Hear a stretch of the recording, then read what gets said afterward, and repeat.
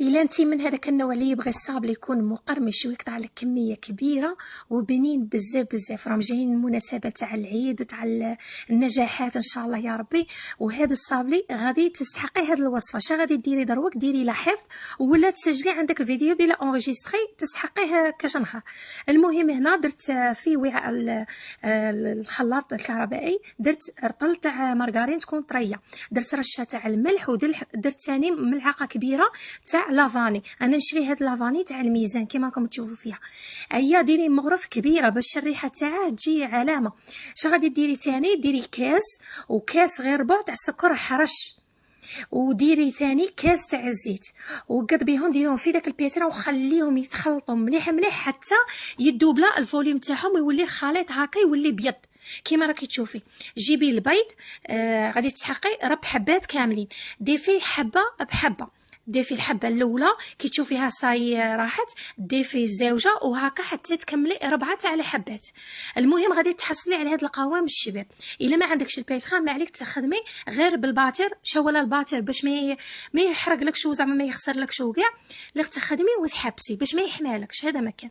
هذه مايزينا غادي نستحق منها 4 مغارف كبار تاع مايزينا. هذا مكان ما تكثروش فيه المايزينا باش ما يجيش طري بزاف.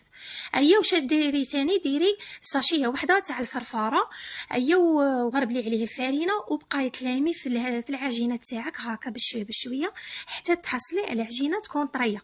العجينه ما تقصحيهاش لاخاطش علاه باش كي تورقيها ما تبقاش تتفتت لك، تقعد هكا تتفتت لك وتغبنك في التوريق. هنا زدت كميه واحده اخرى تاع الفارينه، ما وزنت لكمش الفارينه خاطش كل وحده والنوعيه تاع الفارينه تاعها، كاينه اللي تشرب وكاين اللي لا.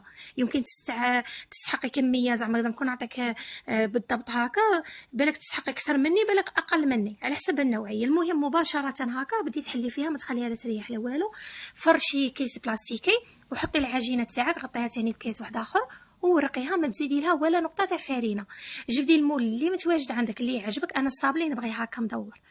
ايا وطبعته كيما هكا، قطع لي 3 بلاوات كبار كيما هكا وبلا صغير. هذا البلا صح كيما كتشوفي.